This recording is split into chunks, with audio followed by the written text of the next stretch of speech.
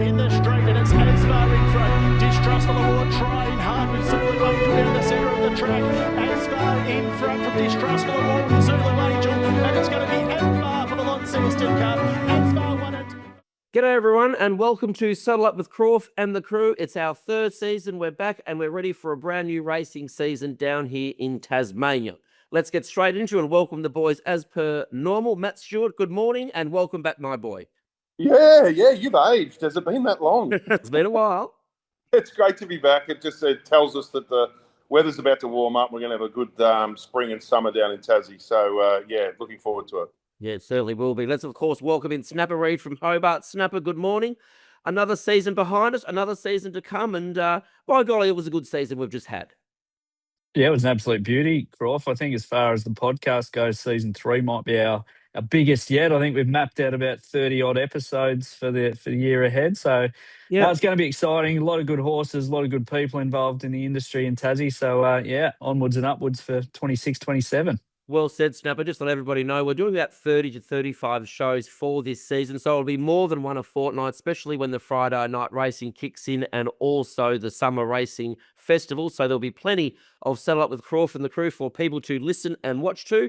And guys, let's get straight into it. Let's look at the season that was. Do a quick wrap-up of 25-26. Of course, John Blackwood wins the trainer's title for the third year in a row. Congratulations to him and Penny. They win another over $2 million in prize money. Erica Byrne-Burke, for the first time since Cody Jordan, a female, has won the jockey's title. Congratulations to her. And James Johnson, the boy that's absolutely flying Victoria. He came from nowhere and claimed the apprentice title as well. Matt, I'll firstly start with you. Johnny Blackwood does it again 3 years in a row. The stable had Aristopoulos, Daytona Diva. It was a fantastic year for them. Which, Matt? You, Matt Wah?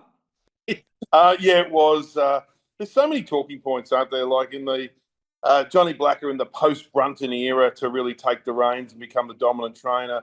Erica Byrne-Burke, an amazing story. She came out from some little county in Ireland a few years ago to be with no ambition whatsoever to become the leading jockey. So that's a great story. James Johnson, we'll probably talk a bit more about it with Snapper. 20 winners in a short while with Kieran Maher. Just a staggering development of his career on the mainland. His sister ran second in the Adelaide Premiership as well, Taylor. Yes. And Jackson Radley as well. So, and all the horses too. We're going to talk about Horse of the Years, Snapper as well. And the categories are so competitive, aren't they? So we're going to reflect on horses that are going to take us through the summer as well, the Sanias and all of them, all of them, Girazzo, all of these horses. So there's so much to reflect on and look forward to. Snapper, over to you, buddy. As I said, John Blacker was the trainers, Erica Byrne-Burke, the jockeys, and James Johnson, the apprentices. No real surprises to all of them. Of course, John has been so dominant the last 3 years. Erica Byrne-Burke, she was the standout as well. She deserved to win. She was riding so well, riding for Adam Trinder and riding for John Blacker. And she just kept improving as the season got on. And all three, of course, are very, very worthy winners. Yeah, very well said, Crawf. I think it was great for John and Penny to have some horses win at kind of black type level this year. You touched on Aristopoulos. You mentioned Daytona Diva. Vino Novello wins the St. Ledger, obviously not black type, but still a nice race. And then yes, Zulu Angel goes to Melbourne and gets a result, and Vino Novello did too. So, of course, with the size of their stable, they're probably going to be the premiers for the foreseeable future, but that's not to dismiss their achievements.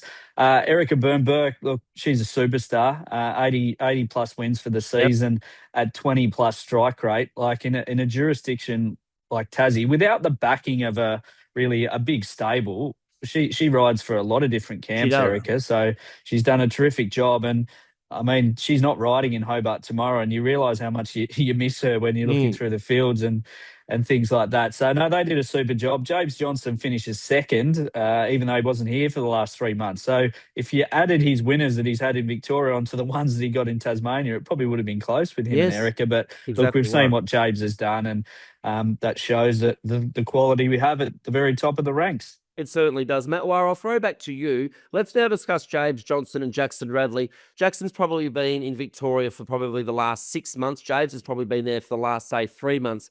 What they have done has been quite unbelievable. We're not completely shocked, but since probably Craig Newell, which was now 25 years ago, we haven't had two kids so dominant in Victoria, and they have absolutely exceeded their limits, haven't they, over the last 3 months? It's not just a three-claiming winter advantage story. I mean, that's how James Johnson's knocking up all these winners at the moment. But these are two young guys who are going to walk in the footsteps of the Craig Newitts and Luke Correct. Curry. Yep. They're going to take it into the open class. And look, the story of James Johnson, I wrote something in Winning Post a few weeks ago about the relationship between James Johnson and his sister Taylor, the bond they have together. They had a difficult upbringing in some ways. They really bonded. They talk to each other all the time. They're each other's best friends. So Yep. when we talk about the success of James Johnson, sitting on his shoulder is his sister. There's no doubt, and vice versa. So Sure. there's a little backstory to the success of James Johnson. And Jacko Radley, he was the trailblazer. He's the one who went first. And Yes. he had a few little moments with Hayes where they weren't putting him on, and then he burst We back with a probably double. said that last April, didn't we, when we were doing a podcast? But since we've been off the air, by golly, he's gone boo. He has. And look, I mean, comparing them's not relevant. They're both Does just it need to terrific. be? Right? Yeah, no, and it is the great success story of Tassie this season is the way that the horse and human, there's been a few Tassie horses that have come to the mainland and done well, is how well they've done on the mainland. Yep, absolutely. Snapper, as we said, we don't need to compare the boys, but what they've done has been nothing more elite since probably Craig Newitt. The world is their oyster. Like, these guys could be possibly riding in a Melbourne Cup in the next couple of years. They're going to get feature rides with these lightweight runners in Group 1 races over the upcoming Spring Carnival. The world is their oyster. Yeah, it is. And look, I think the timing for James was just impeccable. So, I mean, we don't want to compare the pair, but they will get compared because they're over there and they're similar ages and things like that. I mean, Jacko left basically at the start of our carnival, and he's had to ride the roller coaster a little bit because you get opportunities, then you don't get opportunities when there's black type races, and then you come back to winter where James has sort of started. And as Matt touched on, his 3 kilo claim and the opportunities that you're getting. So, you've got to make a name for yourself, like the timing, and there's only a certain amount of opportunities. So if you don't take them, then they might be lost forever. But what those two boys have done, or I shouldn't say boys, men, Yes. have done is that they've taken their opportunity. They're now on the map. They're now on people's radar, and they'll just continue getting more opportunities. And if they take them, or as you say, Crawf, the sky's the limit. Correct. Just a very quick one. Does this reflect well on the nurturing system down there, Snapper? I know that there was some criticism a few years ago about apprentices being rushed through, and there was a jockey strike threat and all that sort of stuff. How well does this reflect on the system down there? I think it has to. I mean, credit to Stephen Maskew and the work he does with the Tassie apprentices, who, from a resource perspective and a staff perspective and everything like that, are way behind the other states. Yes, apprentices get opportunities in Tasmania that maybe they wouldn't get elsewhere. But I think the fact that these lads have gone to Victoria and had such success just shows that it wasn't a matter of them being fast-tracked in Tassie. It's that they're seriously good riders. And you touch on Taylor Johnston's success in South Australia, Chelsea Baker. She's ridden Metro winners up there in Queensland too. So, I mean, there's an awful lot of jockeys all over the country. Not all of them will be Group 1 winners, but what we're finding is that our apprentices, they're heading to other jurisdictions and they're going to forge really successful careers out of the industry, which you couldn't really ask for much more. Absolutely. Our apprentices certainly did us proud, didn't they? Of course, James and Jacko, and of course, Chelsea Baker up in Queensland. Taylor Johnson, as said, runs second in Adelaide. And Jason Maskell, of course, Stephen's son, was more than competitive in Victoria as well. He can also hold his head high as well for all our jockeys that rode in the last season. Let's just quickly touch on the horses that raced on the mainland. Of course, Swift Force was a winner from John Keys's yard. Zulu Angel, of course, was a winner in Melbourne at Caulfield from the John Blacker yard. And of course, the highlight was GG's Mistruth. Of course, she was formerly trained by Stuart Candy, then went across to Tiakau to Mark Walker, and she wins the Group 1 Robert Sangster. Matt, while I'll start with you, of course, that was a real highlight for Tasmanian racing. Of course, she was owned and bred and wins the Robert Sangster, which was a great feat. And that was a really good season again for Tasmanian horses racing on the mainland. And she holds the credit of winning the most deceptive photo finish in Australia. Ever. Fourth. Yes. But, I mean, this was the biggest performance from a Tassie horse on the mainland. I'm imagining since Mystic Journey, the inevitable Yes. winless on the mainland. So Which is the first Group 1 winner since Mystic Journey, yes. Yeah. So I think, and then the discussion of now that she's with the Walker stable and, how eligible is she for Horse of the Year discussions and so on. But all right, let's start on that now then, Matt. While you've opened the bag, let's start on it. So let's start with the Open. So we've got 3 nominees now for the Open. So all nominations were taken, then all primary clubs and principals voted. So the final 3 for the Open Horse of the Year is Asvar. Now he wins a Devonport Cup and a Launceston Cup. Gigi Smith's Truth does not race in Tasmania all season. She wins the Group 1 Robert Sangster. And Sanaya, of course, wins a Mystic Journey at Group 3 level in Hobart. She wins a Group 3 Vamos in Launceston, and she also wins a Carpet Charge in Devonport. I'll start with you, Matt Wah.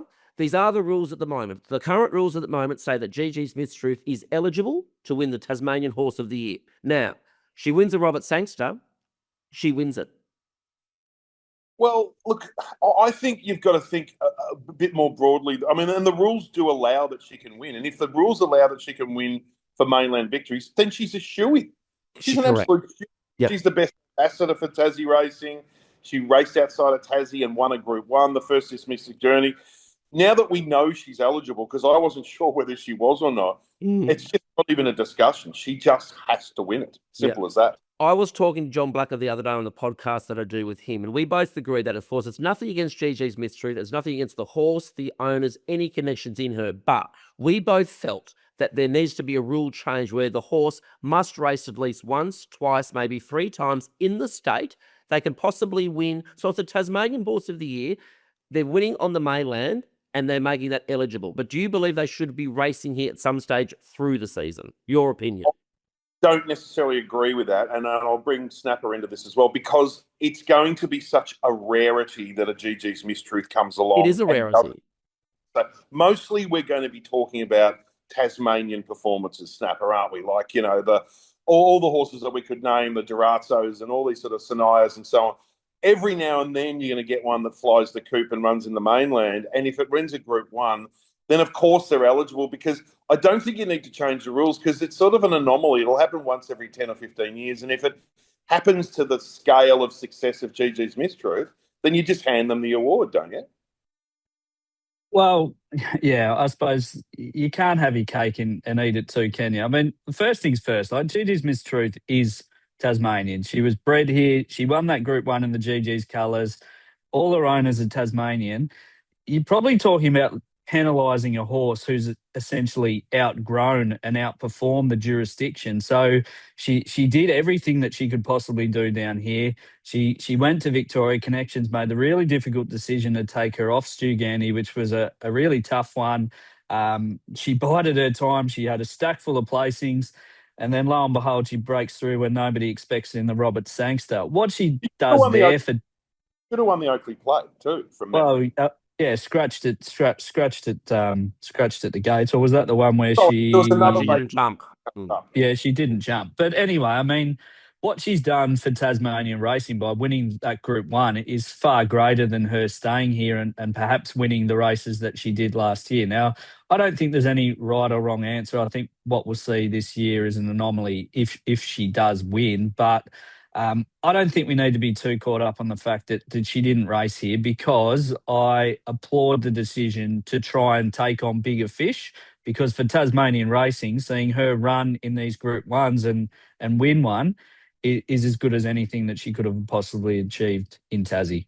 No, that's actually well said. You've certainly done the other side of the coin to obviously what I think. I'm certainly going to take that on board. I'm not going to completely agree, but I'm certainly not going to completely disagree. And you made some valid points there. So this now brings us to the 3-year-old of the year, and this is going to sort of make the case again for this. So the final 3 here are Mazzini, Sanaya, and Swift Force. Now, Swift Force doesn't win a listed race in Tasmania, but of course she won a race in Melbourne. Daytona Diva wins a listed strut stakes here in Tasmania and also wins 1,000 guineas. She doesn't get to the final 3, but Swift Force does by not winning a listed race, because obviously we're taking on these mainland victories as kosher. Do you get my point, Matt Wah? Are you happy with that? Yeah, I do get your point. And the funny thing with Swift Force is she had just come through low-level stuff in Tassie. It's not like she'd run in... She won the big race on Launceston Cup Day. Yeah, okay. And then went to Melbourne and won, and then ran after that. So... Look, I don't think she quite ticks the Gigi Smith's Truth. If you win on the mainland, you've got to win your category. because of that one win at Flemington. I defer back to Sanaya, I think, with the picket fence and the way she lit up the summer. Sure. And Sorry, my question was, Matt, why Daytona Diva does win a listed race here in Tasmania. She wins the strut. She also wins the 1,000 Guineas, which was featured but not listed. But she doesn't get to the final three. Swift Force did, obviously off its Melbourne victory. Do you agree with that? Obviously, it was determined that the Melbourne victory knocked Daytona Diva's listed performances out of the park. So then we default back to Sanaya and Mazzini. Well, Snapper, what do you think? I don't think Swift Source quite winning at Flemington was quite good enough to leapfrog over Sanaya and Mazzini. What do you think? Look, I mean, we're arguing over semantics here, and then I think the winner of the award should be pretty obvious, and that's the horse that she wins two races. I think Crawf, like, it's a valid point. I think Daytona Diva is probably victim of a really, really, really deep three-year-old crop. And again, like, it's just sort of a beauty in the eye of the beholder. Swift Force, I think, runs 6 times, wins 4 of them, wins in Melbourne, wins that $125,000 race on Lonnie Cup Day. Daytona Diva gets the black type, but that's the staying race where perhaps it isn't as sexy as some of the sprints. So, I mean, they're all great horses. It could have easily run pretty deep. Exactly. So, exactly right. Yeah. But I would have thought personally, I think a listed race is worth more. It's black type. That's what I believe. That's why Sanai will win the 3-year-old of the year, because she won 2 Group 3s. She deserves it. That's why Gigi's Mistruth will win Horse of the Year, because she won a Group 1. You could also make the argument, the similar case against Mazzini, Crawf. I mean, he wins the Ladbroke Stakes. He beats the older horses. And not listed, though. No, exactly. So it's the same argument. He didn't get any black type as a 3-year-old. But yeah, look, if I owned any of those horses, I'd be pretty happy. He won the Guineas? My apologies. Yes, he did win the Guineas. So yes, my apologies. 2-year-old. Let's move to the 2-year-old of the year, which is a nice, easy one for everybody. Aristopoulos wins 6 from 6. Bazovsky's also a nominee, of course, wins the Alexander Plate and moments like these. Matt Wah, no contest here, and well done. Congratulations to Aristopoulos. I don't even know why they wasted the typing space. What's that on there? Look, obviously he wins. He's part of the Erica Bernberg story as well. Goes to the mainland. And Snapper, look, I think, we could talk forever and turn this discussion upside down, but I think my looking forward aspect of these nominations and these horses is which are the ones that I'm looking forward to projecting forward. And there's 2. There's Aristopoulos and Sanaya. And they're both in their categories.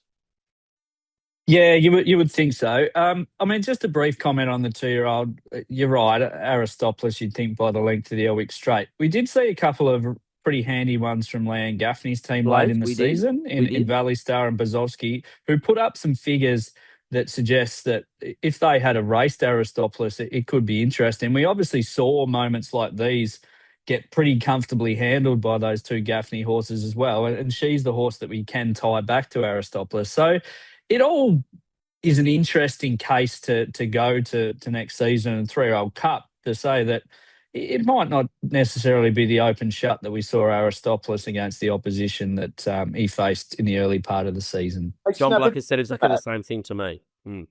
Times, it was always the niggle from memory in the back of your mind was that he wasn't running breathtaking time. Yeah, it was. And look, that's fine. I think he's probably going to be a Guineas type of horse, Crawf, and we'd spoken about that. So he's not your speed machine that might put up the numbers. And in Bazovsky, who's a half to DeRoche, that horse certainly seems like it is a bit of a speed demon. And even Valley Star, who had the stablemate as a bit of a pace setter, they had the setups to run some figures that maybe Aristopoulos didn't. But yeah, it's interesting. I mean, we probably bemoaned the lack of depth in the 2-year-old calendar for much of the season, and then in the late part we saw a couple of nice horses that bodes well going forward. I agree. I think the 3-year-old Cup is going to be a very, very good race, which I might as well tell you now. Matt Warsnapper, of course, you already know the 3-year-old Cup on Newmarket night, Friday the 20th of November. It goes to listed status this season, Matt War, which is great. So it goes to a $150,000 race. So we'll see Aristopoulos moment like these, the Leanne Gaffney runners. We might even get some mainland interest now that it's a listed 3-year-old race. So it's going to certainly, possibly will not be a walk in the park for Aristopoulos, as we certainly thought earlier in the season. Let's now go back to... Sorry, Matt.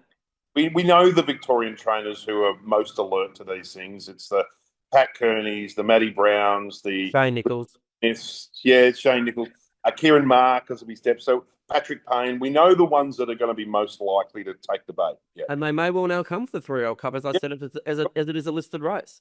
Okay, Sure. let's now head back to Flemington last Saturday. Of course, Asvar, who was the winner of the Ladbrokes Launceston Cup and Devonport Cup last year. Matt Wire, I'll start with you. He was huge running first up in running third at Flemington on Saturday.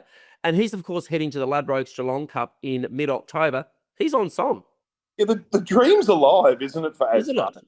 Bonus with the Tassie connection to the Geelong Cup. And, you'd think, sometimes you're going to get a 300-1 chance it gets a bonus run through. But then Asvar comes out over an unsuitably short trip at $67. It was only a small field, but was beaten, a length and a half by the winner or something. So at this point, there's a long way to go. We still feel like we're in the depths of winter, but the mission is underway for Asvar to wriggle into the Melbourne Cup for sure. Snapper, I spoke to Glenn Stevenson yesterday. The horse now goes back into his name for the rest of the preparation.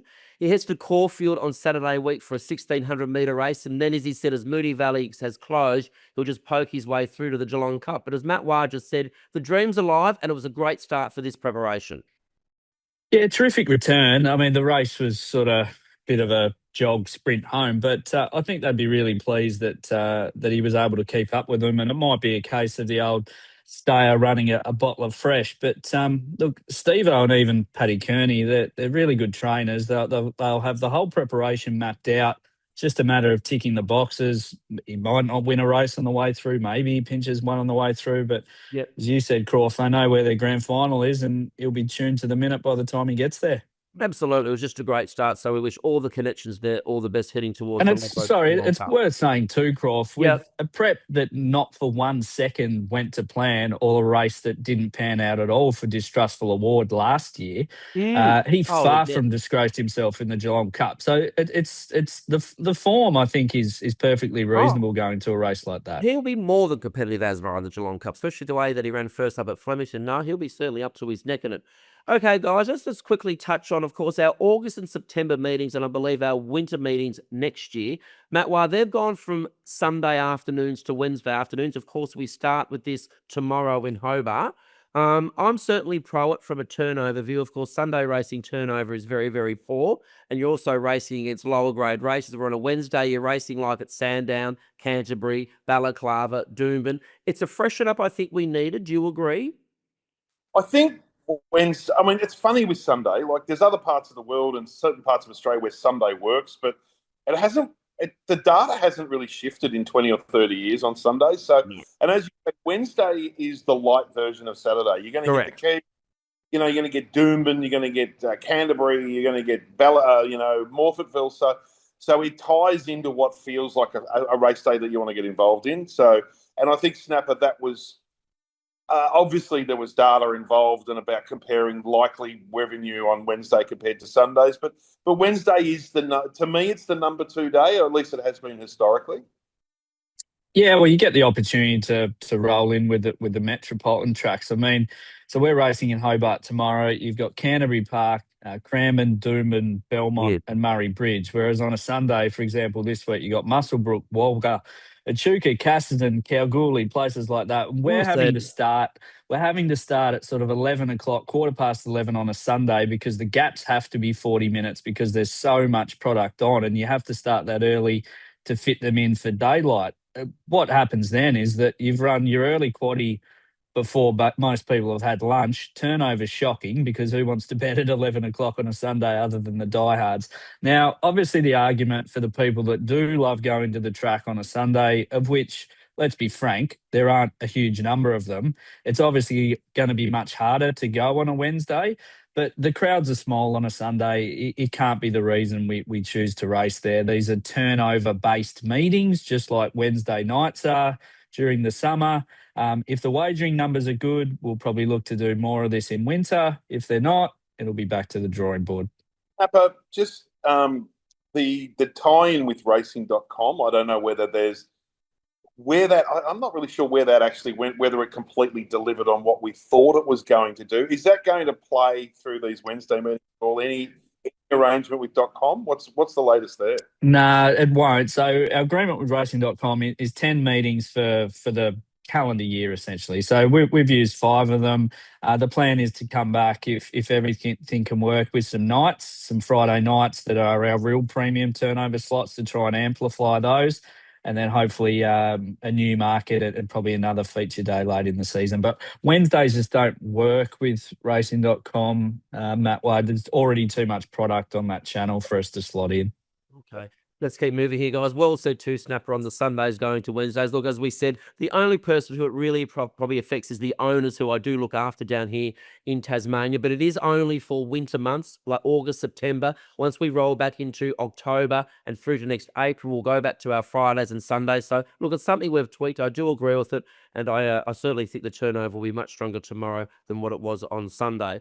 Okay, guys, just in closing too, before we head to a break, the 200th year for the Tasmanian Turf Club this year, very exciting. So the club's been going 200 years. Matt, while we've got our gala dinner on Saturday, the 5th of September, where Josh Perry, the runner-up in MasterChef, will be the chef on the night. Damien Oliver is the special guest as well. It's $180 a ticket. Head to that Tasmanian Turf Club there and you can find out all the information there. It will be a super night. Bodyguard, I tried to ring the Wishaws yesterday. He's about to drop his first files, which is very exciting. So we'll certainly look at those very closely over the coming weeks. And Matt Wah, before we head to the break, of course, Matt Wah's mainland news. Yeah, there was a lot going on. Well, we went to the very top of the mainland yesterday, Crawf. There's always a really with the Darwin Cup, and Michael Hickmott won it for the 4th time, and he won it. Hasn't he owned that race? Yeah, and the first time was way back in it was 2007 or something. So he's still a young trainer, and he went on to win an Adelaide Premiership and all that sort of stuff. So and Zach Spain was the winning rider on What a Deal. So that was the situation there. Just really quickly on the premierships, Craig Williams won his 10th, equaling Damien Oliver, Metro Premiership. Kieran Martin. Yeah, and poor old Jamie Mott just got sort of bowled out in the last month or so, our mate. So, yeah. I know. Look, around sort of May or June, I thought he was going to absolutely collar him, but I must admit, Craig Williams in July, he just went like a jet. Well, he's such a little desperado. Well, you know what he's like. You know what he's like. Yeah, exactly. Yeah. Blake Shin, 270 days, broken leg, Melbourne Cup. Came back with 2 winners at Flemington. His first ride back was a winner. I've actually just haven't written it yet, but for Winning Post this week, doing a story on Lucy Yeomans and Blake Shin, the relationship, her story. They're stable with Cindy Alderson, Lucy Yeomans. Yes, and she started her life in racing with Cindy and Colin Alderson. So, and just a little interesting one to think about. Everyone thinks I'm a real knocker of jumps racing, but the Grand National and Crisp were on at Sandown on Sunday. Yeah, 5 runners in the Grand National. I just feel it's a season that has no sense of a roadmap at all. It's sort of, I don't know. It's nearly got into the end, isn't it? Well, it's now we're talking about good horses coming back on the flat, and then we're sort of yanking back to thinking Turn Idol and all these jumps horses, which I don't know. There was no one there. The betting was low, and the numbers of horses was low. So I was actually talking about it with Adam Hamilton down here in Launceston on the weekend, Matt Warren. We're all of the same opinion, and Gareth Hall as well, saying it hasn't got much life left, unfortunately. It doesn't feel like it, and I don't think Warrnambool can completely justify its existence. So, it's not my call, but let's just see how things play out. Absolutely. Great opening, guys. Great start to the new season. Matt Wah, thank you as always. We'll be seeing you in a fortnight's time. Would you like to leave us with a tip for Sandown or something tomorrow? I've got even better than that. I was talking to Timmy Martin recently. He was the former Exceed and Excel. He does a lot of work for Gay Waterhouse and Adrian Boss. Correct. And at the end of the conversation, he said, hey, listen, there's a horse called I'm Your Huckleberry. Get on Golden Rose, and it's still $8. We've gobbled up all the good odds. We've gobbled up all the good odds. But if the listeners out there want a long-range tip, I know it's going to have a first-up run in a few weeks. Have something on I'm Your Huckleberry, because Tim Martin says it's in the Golden Rose. In the Golden Rose, it's the equal of Exceed and Excel, and he says it'll win the Golden Rose. Bit cool. All right. Thank you very much, Matt Wah. Great to see you as always. You keep well. Snapper, you stay there. We'll take a break. We'll bring in Ronnie Riley, and we'll do all the form for Hobart tomorrow.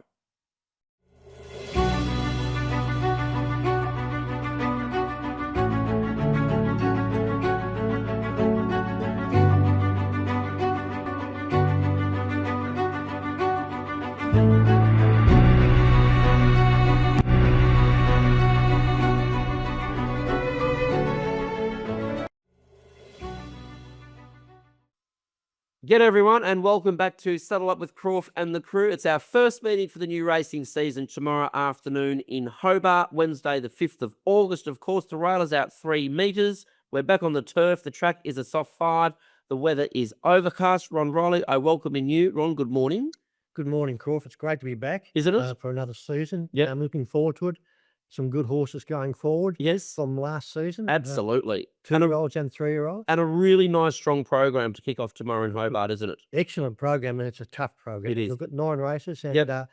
there'll be value in all those races. Your pro going from a Sunday to a Wednesday for the next couple of months? Yeah, I think so. I think it's worth a try. I mean, Yeah. Wednesday with better meetings to run with us. Yeah, exactly. I think that'll. Turnover. Yeah. Yeah, exactly. Up against these, as Canterbury's and Belmonts, Yeah. Murray Bridges, they're going to work, aren't they? I think so. Yeah. Exactly. I think the other key point in regards to Wednesday's Crawf is that we're using this 6-week block Yep. as a trial to get a proper sample size. If it doesn't work, we're not wedded to it. I mean, the program's been built out to go back.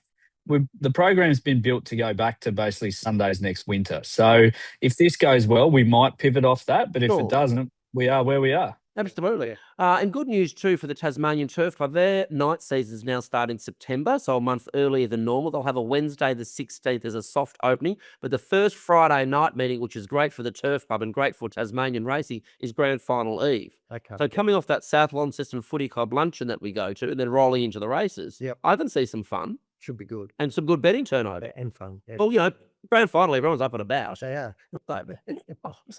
Okay, we won't go any further. No. Righto. Okay, let's head into the markets and head to Hobart tomorrow. Good luck to the TRC and also to the DRC as well for their upcoming season. And good luck to Hobart tomorrow, kicking off proceedings for 26-27.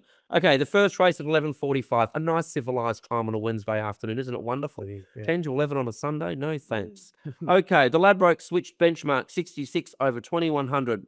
Favourite here is the Toppies. This is thanks to Greg Mansfield from Perth as a good guide. Don't Give Up at $3. Happy Clan number 2 at $4, along with Merlin Beach number 3, and Al Maximus out to $5 from the Johnny Blacker yard. A nice even 2100 to start off proceedings, Ron. Yeah, it's a good even race. Nice race. It is. Look, I've gone for number 1, Don't Give Up. You're racing in career best form, placed twice over similar trip, and the claim will assist him as well, I think. I've made the dangers number 3, Merlin Beach, 5, Happy Clan, and 7, Lyco Rico. 1, 3, 5, and 7 from Ronnie in the first snapper. A nice even race to kick off proceedings in Hobart. Yeah, well said, Crawf. Sort of probably most of them could win without surprising. Yeah. Merlin Beach on top. I think it's probably looking for the 2100 now. Get a nice run, beat a good horse or a nice up and coming horse in Don Turbo's last time, who I think will be pretty short for a race later in the day. And Don't Give Up will probably be bowling along on speed. Rail +3 in Hobart. The data sort of suggests up on pace is where you want to be. So that's just a consideration for those looking at the meeting. Okay, 3 and 1 there from Snapper in race 1, 1, 3, 5, and 7 from Ronning. Let's head to race 2 at 12:17. This is the Winning Edge presentations made. Thank you, Winning Edge. You've always been great supporters of Tasmanian racing and are again this season. This is a nice, strong Tasbrin maiden, Ron. There's quite a few here that have got a little bit of up and about. $5 for authorised access, the 1, and also number 5, Gold Armour.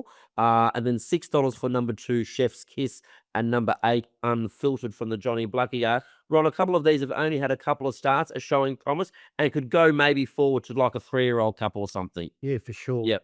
Look, I've made number 2, Chef's Kiss, my top selection. It's a new addition to Glenn Stevenson's stable. It's shown ability in country New South Wales. And as we know, Glenn's got a knack of winning with these horses, but he gets from. And they can have a nice lick at them too, can't they? They can have a little slick. Mm. I've made the dangers number 1, authorised access, 12, Shaborn Rising, and 8, Unfiltered. 2, 1, 12, and 8 for Ronnie in race 2. A little bit of depth to this maiden Snapper. I like a couple in these. Yeah, nice race. I sort of landed where Ron did. I just the utmost respect for new horses that Steve-O gets in his stable. And I think Chef's Kiss, the last couple of runs in New South Wales were pretty good. Betting always tells the story, but I could see this horse being pretty heavily supported from the time they go up. Authorised access was a nice debut behind the progressive John and Jane. Never had a much tougher run. Did authorised access, gets the pole draw here, and I think they're the 2 in a race that does run pretty deep for the minors. Okay, 2 and 1 there from Snapper, 2, 1, 12, and 8 from Ronnie. Let's head to race 3. This is the National Jockey Celebration benchmark 68 over 13.90. Quite an even race again too. Well, Fighting Floyd at $4, number 1, along with 2 Flying Billy and 6 Skyland, and then out to $7 for number 3 Justin Eats. Again in this race, Ron, there's quite a few chances that can win. There are, yeah, for sure. I've gone for number 2, Flying Billy. It's probably the likely leader and will take a lot of running down, I think. It's drawn well, got a good record of the track and distance, so it's my top pick. I made the Dangers number 1, Fighting Floyd. 3, Justin Lees, and 6, Skyland. 2, 1, 3, and 6 there from Ronnie in the third snapper. This should be a nice surface tomorrow at Hobart. Currently a soft 5. What's the weather like there for today and tomorrow? Yeah, 15 degrees tomorrow, Crawf. I think we'll be, we shouldn't be any worse than a heat 5. wave for I us think down here in winter. I think the watch for me is how the inside holds up. The row was back in the true at the previous meeting. You didn't want to be on that inside pad. I think if the track and the inside holds up, I think up on speed will be the place to be. Right. Another race where I thought they could all probably win. I think Skyland probably just gets the right run here, tracking a genuine speed through Flying Billy and Tassie Power. It's the one I've sort of got on top. Would probably want sort of $4 plus to bet, and just think at the track and trip, Fighting Floyd's a horse you've always got to have in there. Was ridden upside down last time, found himself outside the leader on a slow tempo. That's not him. He'll go back here from that draw and look to rattle home, and if the pattern favours, they'll know he's there.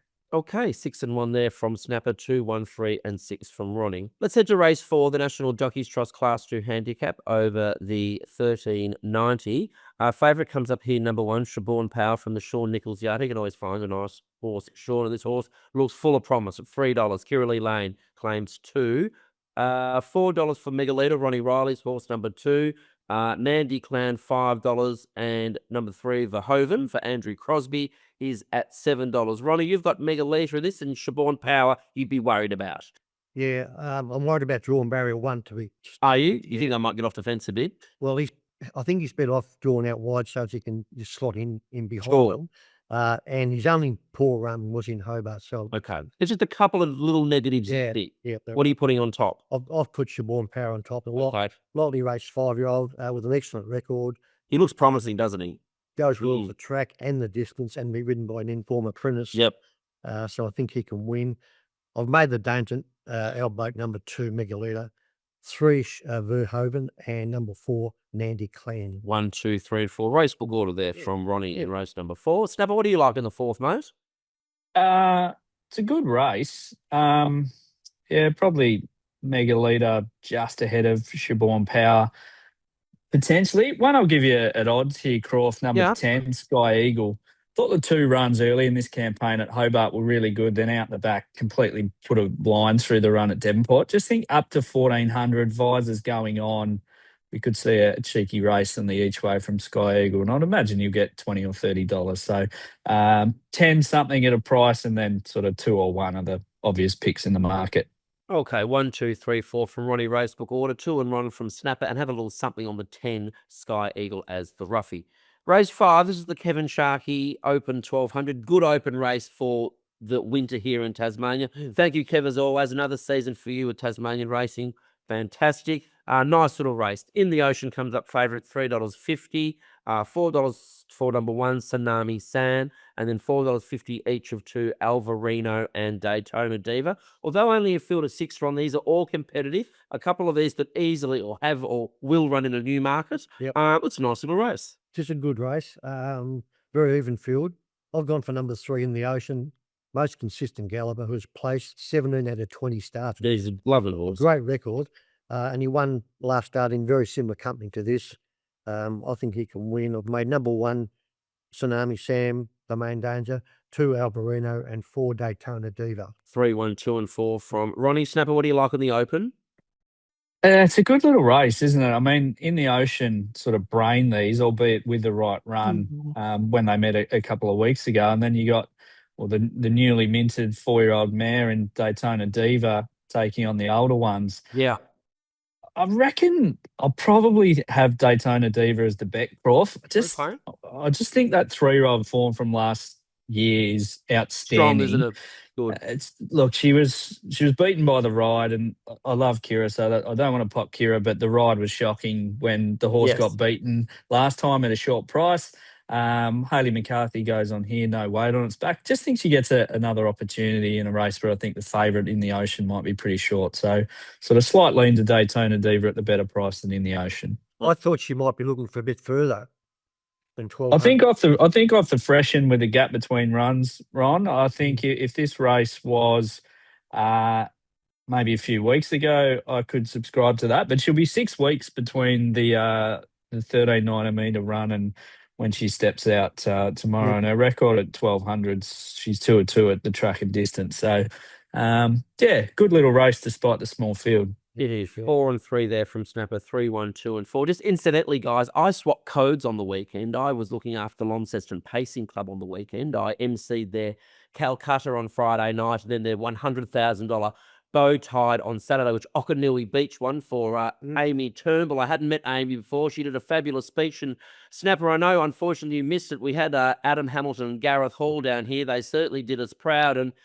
for them to have 75 at a Calcutta on the Friday night, which I must say, yours truly, Adam Hamilton, Gareth Hall and Mark Ganderson bought Okanui Beach, and also to have 150 people at the dinner on Saturday night. Congratulations to the LPC, and I think the bow tie got a good coverage through sporting eras in Tasmania. It did, yeah. Yeah, super. All credit to the work you did promoting that, Crawf. The Launceston Pacing Club did the right thing by getting one of Launceston's finest to promote that. You were here, there and everywhere. I thought the race was super, and onwards and upwards next year for the bow tie. It was good for the harness, wasn't it, Ron? Yeah, no, it's good. I watched the race and it was very good. Yeah, that's right. For them to get 150 people for dinner at a winter Saturday night, I think it's a good crowd. It's a good crowd. I think it's a great race that supposedly Chester Bullock said he might even put a bit more money on next year and make it the premier race here in Tasmania. So Well, he didn't tell us what the Calcutta was worth. we also had Hungry Hippo that ran third. So I think we've got about $4.5 between the four of us. So I must say I'm going to jump on a plane Friday night. I'm going to go watch the D's play Fremantle at the G on Saturday afternoon because that's going to be an absolute ripper. What about my team at the weekend? Carlton? Yes. Oh, you were good. You're going to make finals. Well, Yeah.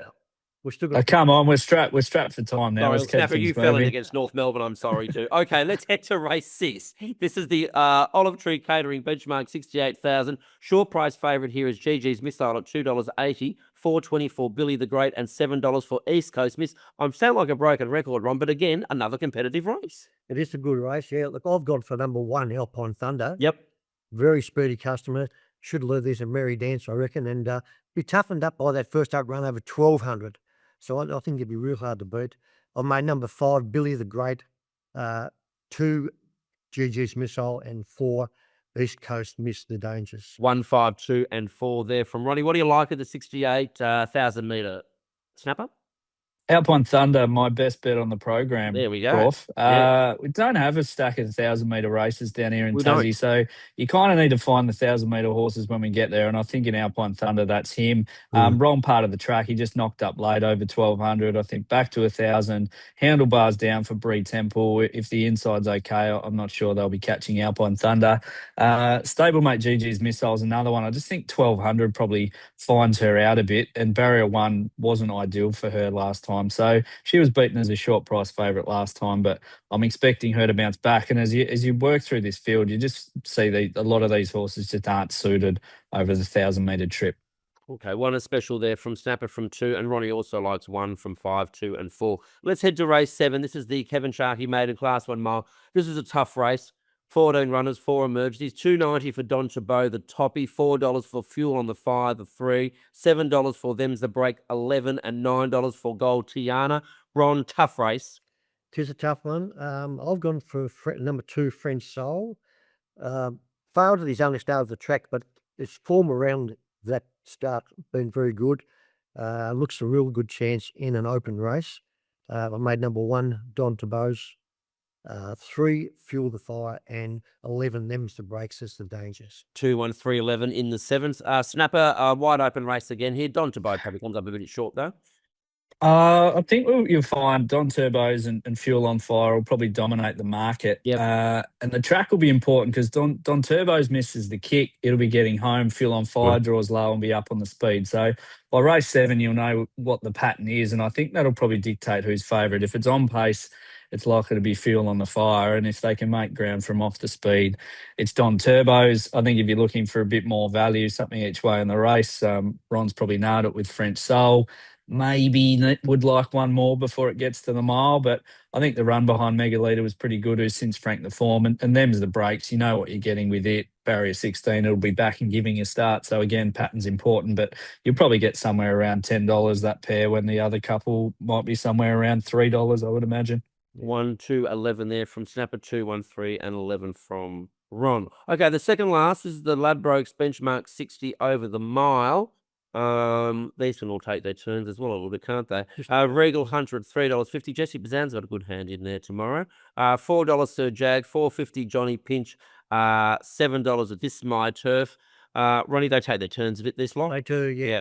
I've gone for number 2, Johnny Pinch. He's got a good record at the distance and was well back last start. So obviously he's got to be respected, I think, especially if there's a bit of give in the track. The danger's number 2, Sir Jag. 3 Sir Jag. Sorry, 3 Sir Jag. Yep. 4, Regal Hunter, and 5, This Is My Turf. Okay, 2, 3, 4, and 5 from Ronnie. Snapper, second last race for you, mate? This is the one race on the card that I'm yet to do, Crawf, so I should probably shoulder arms at this one. I will say, though, This Is My Turf. Terry Evans is absolutely flying. I just think they're desperate for a wet track. They won't get it again tomorrow, but I'll probably have something there each way. Okay, something on the 6, 2, 3, 4, and 5 from Ronnie. Okay, the last race is the Aviso Tas Insurance Brokers Class 2 1200. Nice race to finish off. The 2 John of Jane is already a scratching from the Ziggy Car Yard.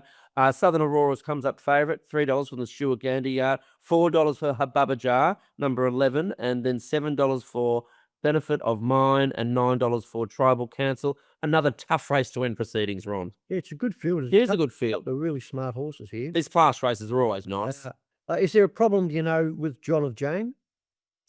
No, so Siggy just wanted to scratch from the gates and was placed pretty aggressively here in a Class 2. So I think they're just looking after the horse, and we'll be back to fight bigger battles in summer. Yeah. Yep. So I've gone for number 1, Benefits of Mine. Was a super run at his initial start in the state.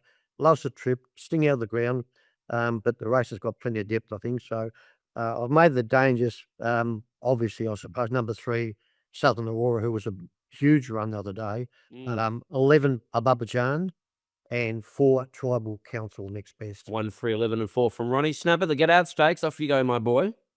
Well, there's a few here that are still without riders, and we should probably mention legitimate rider shortage for this meeting, Crawf. Oh, we are. So Erica misses, she's suspended. We've got others that are injured and suspended and things like that. Lauren and we've got some pretty massive fields. So Jed Steele and the team have had to do the ring around and really try and make sure there's some options here. But we've got a lot of apprentices flying in that haven't been down here for a while, and some inexperienced riders. So some of these big fields, it might be some interesting watching in terms of how they run. But in turn, it's probably left some connections scrambling to find suitable riders and having to leave things late in the piece. So that's a bit of a watch throughout the day.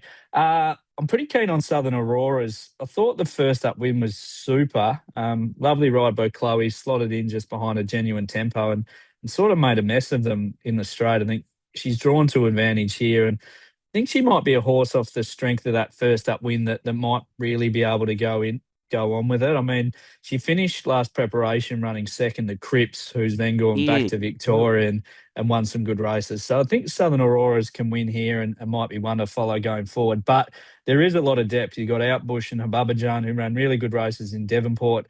Ron mentioned Benefits of Mine. That was a win that kind of needed to be seen to be believed as far as where that horse came from. But Southern Aurora is probably my next best bet to finish the day. Okay, the 3 there from Snapper, 1, 3, 11, and 4 from Ronnie. Okay, Ronnie, best of the day for Hobart tomorrow to open up the 26-27 here in Tasmania. Yeah, my best bet's the same as what Matt says. Race 6, number 1, Alpine Thunder. Race 6, number 1, Alpine Thunder for both boys. We've hit the hour on the spot there, guys. So well done, Ronnie. Thank you to you as always. Snapper as always. We won't be seeing you next week for the Ladbrokes Golden Mile, guys, but we will be seeing each other in a fortnight for the 19th of August meeting in Hobart. Thank you, boys, as always. Happy punching to everyone for tomorrow, and good luck for the upcoming season of 26-27. See you at the track shortly.